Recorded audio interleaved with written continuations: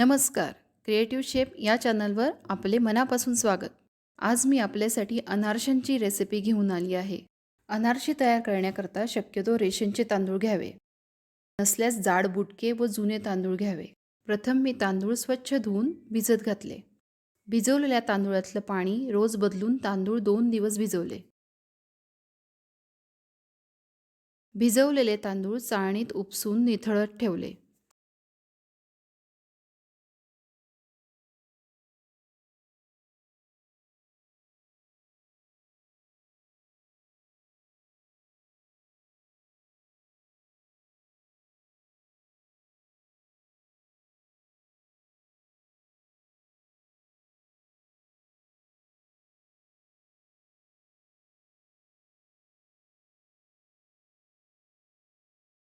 थोड्या वेळ सुती कापडावर पसरवून ठेवले. तांदूळ दमट असे वाळल्यावर ते मिक्सरवर तांदळाचे पीठ तयार केले. तांदूळ चांगले भिजले म्हणजे लवकर कुटले जातात. पिठाच्या चाळणीने चाळून घेतले.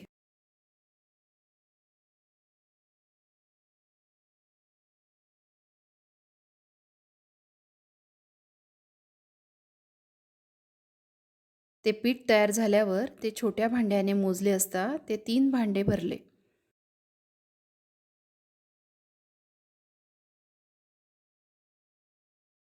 तीन भांड्याला निम्मी पिठी साखर म्हणजे 1.5 भांडे पिठी साखर तांदळाच्या पिठात एकत्र कालवले.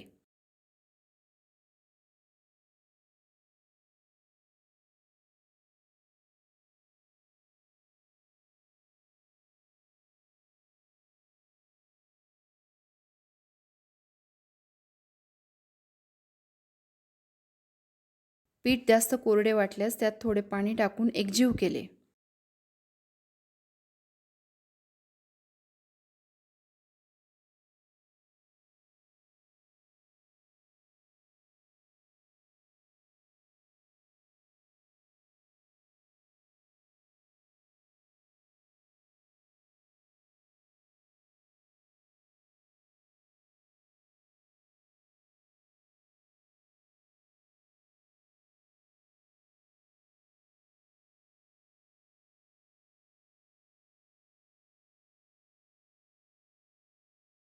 ते पीठ एका भांड्यात 2 ते 3 दिवस भरून ठेवले.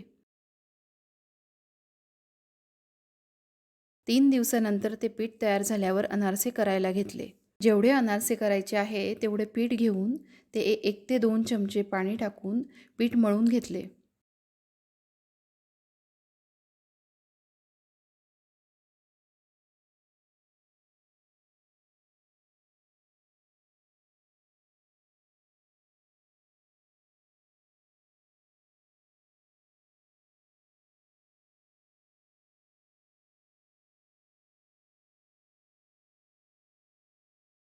पिठाचा एक गोळा घेऊन बोटाने हलका दाब देऊन अनारसा खसखशीवर फिरवत गोल थापला. कढईत तूप गरम करायला ठेवले. तुपाचे प्रमाण मी कमीच ठेवले. ताटामध्ये थोडी खसखस टाकली व छोटे गोळे करून घेतले.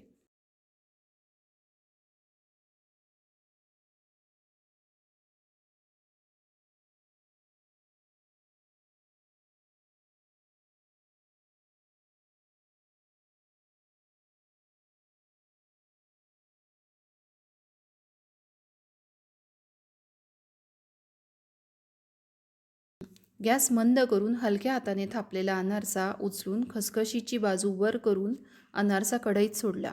तळताना झाऱ्याचे तूप उडवल्याने अनारशाला छान जाळी पडते. अनारसा चांगला तळला गेल्यावर कढईत एका साईडला करून निथळू दिला.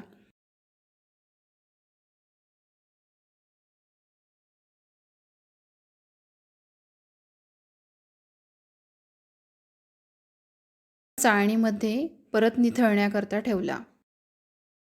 हा बघा अनारसा किती खरपूस झाला आहे.